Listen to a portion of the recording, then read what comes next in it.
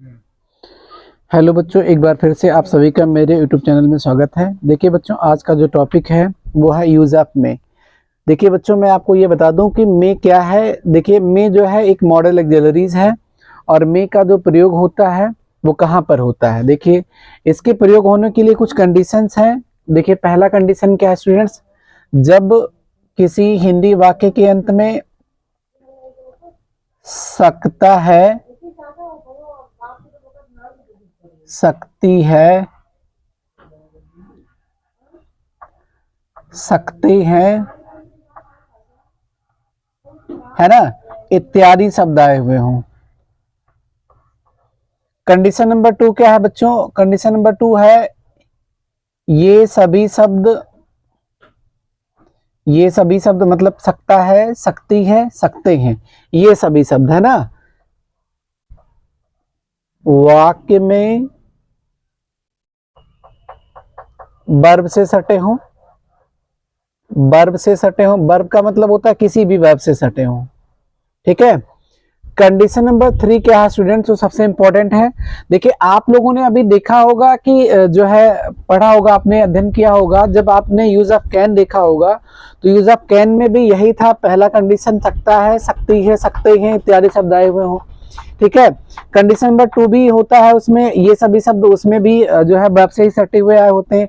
लेकिन condition number 3 यहाँ जो है थोड़ा सा डिफरेंट है स्टूडेंट्स। कंडीशन नंबर 3 क्या है कि जब आप सेंटेंस को पढ़ें तो उसमें जो भाव हो वो संभावना का हो, है ना, मतलब कुल मिला के संभावना का भाव हो।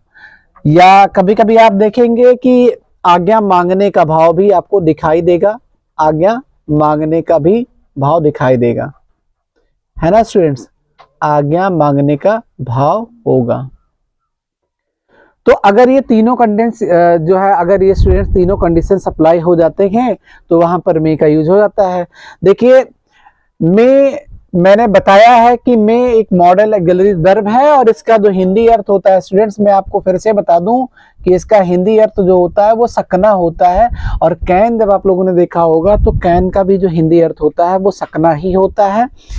तो अगर ये तीनों कंडीशंस अप्लाई होते हैं किसी सेंटेंस में, अगर आप देख रहे हैं किसी सेंटेंस को, अगर ये तीनों चीजें दिखाई दे रही हैं उसमें, तो उस समय आप मे का प्रयोग कर लीजिएगा। कभी कभी थोड़ा सा मैं आपको और बता दूं स्टूडेंट्स, कभी कभी कोई ऐसा सेंटेंस भी आपको मिल सकता है जिसमें हिंदी वाक्य के अंत में सकता है, सकती है, सकते हैं नहीं आता है। ठीक है स्टूडेंट्स, तब क्या आता है? तब आता है वाक्य के आरंभ में ही कुछ कंडीशंस दिखाई देंगे। मैं थोड़ा सा आपको लिख करके समझाने का प्रयास कर रहा हूँ।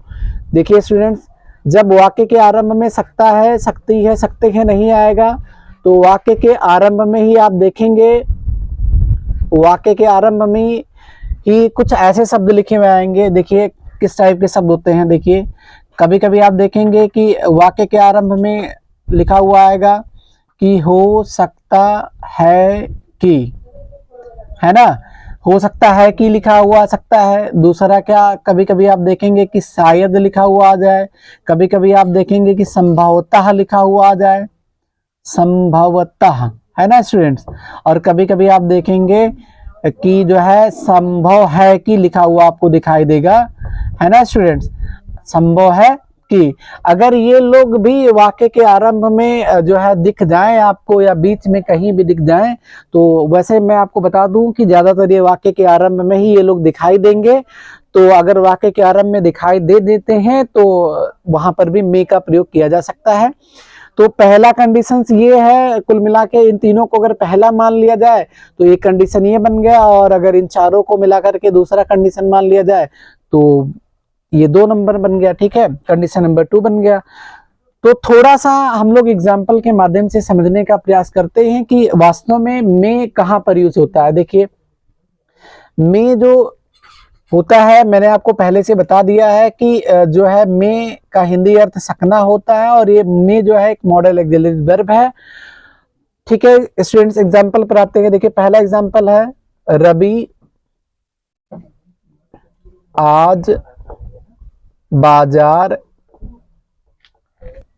जा सकता है। देखिए स्टूडेंट्स, ये एग्जाम्पल नंबर 1 देखिए, इस सेंटेंस के लास्ट में आप देख रहे हैं कि सकता है आया हुआ है, आया हुआ है ना, तो ये पहला कंडीशन अप्लाई हो गया इसका वाला। देखिए ये सटा किससे है, सटा है जा से, और जाना है वर्ब, और ये कंडीशन नंबर 2 अप्लाई हो गया है ना। और देखिए अगर पूरे सेंटेंस को आप पढ़ेंगे, रवि आज बाजार जा सकता है, तो आप देखेंगे कि इसमें जो भाव है वो किसका है, संभावना का है, तो इसमें संभावना का भाव है। तो देखिए हम कह सकते हैं कि रवि आज बाजार जा सकता है, जब इसको आप अंग्रेजी अनुवाद करेंगे तो इसमें मे का प्रयोग किया जा सकता है ना स्टूडेंट। अब देखिए दूसरा एग्जांपल देख लीजिए, दूसरा एग्जांपल है, क्या मैं अंदर आ सकता हूं, ठीक है ना स्टूडेंट्स, क्या मैं अंदर आ सकता हूं। देखिए अब देखिए दूसरे वाले एग्जांपल में भी देखिए सेंटेंस के लास्ट में आप क्या देख रहे हैं कि सकता हूं आया हुआ है।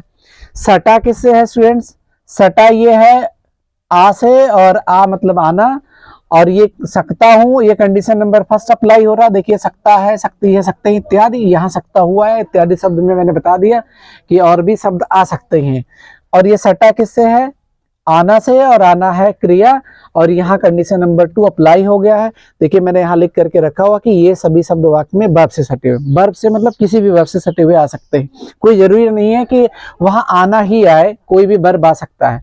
देखिए एक और एग्जाम्पल जो है हम लेते हैं, और अब की बार जो है ये वाला एग्जाम्पल ले रहे हैं। देखिए इसी सेंटेंस को वापस लिखते हैं, लेकिन थोड़ा सा पैटर्न बदल के, जैसे हो सकता है कि रवि आज, ठीक है स्टूडेंट्स, हो सकता है कि रवि आज बाजार जाए। थोड़ा समझिए बच्चों, देखिए यहां क्या हुआ है, सेंटेंस के आरंभ में ही आपको मिल गया है हो सकता है कि। अब देखिए इस सेंटेंस के लास्ट में आपको सकता है, सकती है, सकते हैं नहीं मिला है, कि मिला है, नहीं मिला है ना। और देखिए थोड़ा समझिए, जब सकता है, सकती है, सकते हैं मिला नहीं, तो ये कहां सटा हुआ मिलेगा आपको, वर्ब से नहीं मिलेगा। जब वो शब्द ही नहीं है तो फिर वो चीज कहां से मिलेगी सटी हुई, मतलब वर्ब कहां से मिलेगा सटा हुआ उनसे। तो अगर सेंटेंस के आरंभ में आपको मैंने बताया है कि अगर हो सकता है कि, शायद, संभवतः या संभव है कि आ जाएगा, तो ऐसे हिंदी वाक्यों का जब आप अंग्रेजी में अनुवाद करेंगे तो मे का प्रयोग जरूर करेंगे। क्यों करेंगे, क्योंकि ये लोग जो है, मतलब कौन लोग, ये जो शब्द मैंने बोर्ड पे लिखे हैं, हो सकता है कि, शायद, संभवतः और संभव है कि, ये सभी जो शब्द हैं ये संभावना सूचक शब्द हैं, संभावना व्यक्त करने वाले शब्द हैं। ये जब आते हैं किसी सेंटेंस में तो संभावना का भाव पैदा हो जाता है, वहां संभावना होता ही है, और संभावना का भाव अगर होगा स्टूडेंट्स तो आप मे का प्रयोग जरूर करेंगे। तो इन तीनों ही एग्जाम्पल्स में मे का प्रयोग होगा। अब मैं आपको बताने का प्रयास करता हूं कि इनको हिंदी, जैसे ये हिंदी में लिखे हुए हैं, इनको आप अंग्रेजी में कैसे अनुवाद करेंगे, ये चीज मैं आपको बताने का प्रयास कर रहा हूं। तो देखिए इनका अंग्रेजी में अनुवाद जो कैसे होगा, तो देखिए सेंटेंस अगर अफर्मेटिव होगा बच्चों, तो सबसे पहले आप क्या करेंगे, आप कर्ता की अंग्रेजी लिखेंगे, तो मैंने लिख दिया सब्जेक्ट, ये नियम मैं बना रहा हूं बच्चों, ठीक है, अफर्मेटिव का। उसके बाद आप मे का यूज पढ़ रहे हैं तो आप क्या यूज करेंगे, मे हो गया। उसके बाद क्या लिखेंगे, क्रिया का फर्स्ट फॉर्म, तो आप लिखेंगे क्रिया का फर्स्ट फॉर्म। देखिए मैंने जब आपको कैन बताया है तो उसमें मैंने समझाया होगा कि, या कैन या कोई और यूज जब मैंने आपको बताया होगा, तो पहचान वाले शब्द जिससे सटे होते हैं मैंने बताया होगा, उन्हीं की अंग्रेजी आपको लिखनी होती है, किसके बाद, जिसका आप यूज पढ़ रहे होते हैं उसके बाद। तो मे का यूज पढ़ रहे हैं तो यहाँ सटा किससे है, सटा है वर्ब से, तो यहाँ वर्ब की अंग्रेजी लिखनी होगी। ध्यान रहे जब आप वर्ब की अंग्रेजी लिखेंगे तो फर्स्ट फॉर्म में हमेशा लिखेंगे, यहाँ आपको सेकेंड या थर्ड फॉर्म की जरूरत नहीं है, ठीक है, हमेशा आपको फर्स्ट फॉर्म ही लिखना है। उसके बाद ऑब्जेक्ट, ठीक है, तो ये अफर्मेटिव का नियम बन गया। नेगेटिव की अगर हम लोग बात करें तो नेगेटिव में क्या करेंगे बच्चों, नेगेटिव में हम लोग सब्जेक्ट लिखेंगे, ठीक है, मतलब सब्जेक्ट की अंग्रेजी लिखेंगे। उसके बाद में प्लस क्या यूज करेंगे, नॉट, प्लस मेन वर्ब का first form plus object. Interrogative में अगर हम लोग आए तो सॉरी स्टूडेंट्स, अगर हम लोग इंट्रोगेटिव में आए तो इंट्रोगेटिव में क्या करेंगे, इस मे को बाहर खींच लेंगे, मतलब मे आपको पहले लिखना है, तो सबसे पहले हो जाएगा may plus subject plus main verb का फर्स्ट फॉर्म प्लस ऑब्जेक्ट और प्लस अभी आप क्वेश्चन मार्क यूज करेंगे। इंट्रोगेटिव नेगेटिव की अगर हम लोग बात करें तो इंट्रोगेटिव नेगेटिव में क्या होता है, सबसे पहले आपको मे लिखना होता है ना स्टूडेंट्स। और देखिए यहाँ जो आप मे यूज कर रहे हैं, ठीक है, सबसे पहले यूज करेंगे, उसके बाद सब्जेक्ट लिखेंगे मतलब सब्जेक्ट की अंग्रेजी, उसके बाद आपको नॉट लिखना होगा, नॉट के बाद क्रिया का फर्स्ट फॉर्म लिखना होगा, उसके बाद ऑब्जेक्ट और प्लस क्वेश्चन मार्क लिखना होगा। अगर सेंटेंस के बीच में कोई क्वेश्चन वर्ड हिंदी का जैसे कब, कहाँ, कैसे, क्यों, ये सब आता है तो आप नियम में सबसे पहले इंट्रोगेटिव या इंट्रोगेटिव नेगेटिव में नियम में सबसे पहले उसकी अंग्रेजी लिख देंगे, ठीक है। तो चलिए अब मैं आपको इन तीनों एग्जांपल्स को जो है कैसे ट्रांसलेट करना है वो सिखाने का प्रयास कर रहा हूँ, ठीक है स्टूडेंट्स। तो चलिए पहले सेंटेंस पढ़ लेते हैं हम लोग वापस एक बार। देखिए लिखा हुआ है रवि आज बाजार जा सकता है, सेंटेंस है अफर्मेटिव, तो अफर्मेटिव है तो नियम भी आपको अफर्मेटिव वाला ही लगाना होगा। तो ये कह रहा है कि सबसे पहले आप कर्ता की अंग्रेजी लिखें, तो कर्ता इसमें है स्टूडेंट्स रवि, तो पहले आपको रवि की अंग्रेजी लिखना होगा, तो ये हो गया रवि, है ना बच्चों। उसके बाद क्या कह रहा है कि मे लिखिए, तो मे लिख दीजिए, मे हो जाएगा। उसके बाद क्या कह रहा है आप क्रिया का फर्स्ट फॉर्म लिखें, तो देखिए यहाँ क्रिया है जाना और जाने का फर्स्ट फॉर्म होता है गो, ठीक है। उसके बाद क्या कह रहा है ऑब्जेक्ट, देखिए स्टूडेंट्स ये बाजार यहाँ जो है ये ऑब्जेक्ट है और ये जो आज है इसको आप अदर वर्ड कह लें, तो ये हो देखिए अभी आपको जो है क्रिया के फर्स्ट फॉर्म के बाद क्या लिखना है ऑब्जेक्ट की अंग्रेजी, तो आपको लिखना होगा बाजार की अंग्रेजी, तो बाजार की अंग्रेजी जो होता है वो होता है मार्केट, है ना स्टूडेंट्स। अब यहाँ थोड़ा सा आप टू भी जोड़ लें, तो रवि हो जाएगा, मे हो जाएगा, गो टू मार्केट हो गया। अब देखिए आज बचा हुआ अदर वर्ड, तो मैंने यहाँ बताया था नियम में अगर अदर वर्ड आता है तो उसकी अंग्रेजी आप सबसे लास्ट में लिखेंगे, तो आपको लिखना होगा टुडे, आज की अंग्रेजी है, तो हो जाएगा रवि मे गो टू मार्केट टुडे, ठीक है स्टूडेंट्स। मार्केट है ये MARKET, है ना। अब देखिए दूसरे एग्जाम्पल पे आइए, देखिए ये दूसरा एग्जाम्पल क्या है, क्या मैं अंदर आ सकता हूं, ये जो सेंटेंस है बच्चों वो इंट्रोगेटिव है, तो आपको जब इसको ट्रांसलेट करना होगा तो आपको इंट्रोगेटिव वाला नियम लगाना होगा। तो सबसे इंट्रोगेटिव वाला नियम क्या कह रहा है, सबसे पहले आप मे लिखें, तो आपको क्या लिखना होगा मे, ठीक है। उसके बाद कह रहा है सब्जेक्ट लिखिए, मतलब सब्जेक्ट की अंग्रेजी, तो सब्जेक्ट कौन है इसमें मैं, तो मैं की अंग्रेजी होता है आई। उसके बाद क्या कह रहा है वर्ब का फर्स्ट फॉर्म, तो वर्ब कौन है यहाँ पर आना, आने का फर्स्ट फॉर्म होता है कम। उसके बाद क्या कह रहा है ऑब्जेक्ट या अदर वर्ड, अब देखिए यहाँ बचा हुआ शब्द क्या है अंदर, तो हो जाएगा अंदर की अंग्रेजी इन। और उसके बाद क्या कह रहा है क्वेश्चन मार्क लगा दीजिए, तो ये हो जाएगा क्वेश्चन मार्क। तो क्या मैं अंदर आ सकता हूं, इसकी जो अंग्रेजी बन के आई है बच्चों वो बनी है मे आई कम इन।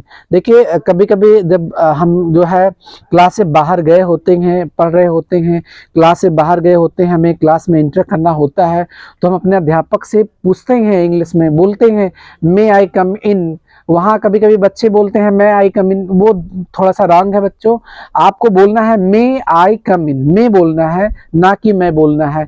कुछ लोग बोलते हैं आई कम इन, ये भी रॉन्ग है, आपको सीधा यही बोलना है जो मैंने यहाँ लिखा है, मे आई कम इन का मतलब क्या, मैं अंदर आ सकता हूँ। देखिए स्टूडेंट्स अब तीसरे एग्जाम्पल पे आते हैं हम लोग।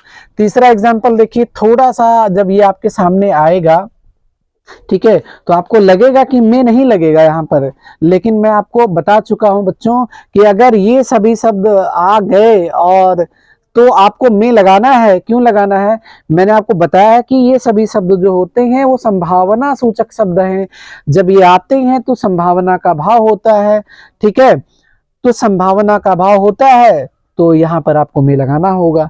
तो देखिए नियम वही रहेगा, देखिए हो सकता है कि रवि आज बाजार जाए, ये सेंटेंस अभी भी बच्चों जो है अफर्मेटिव ही है, तो आप यहाँ पर भी अफर्मेटिव का ही नियम लगाएंगे।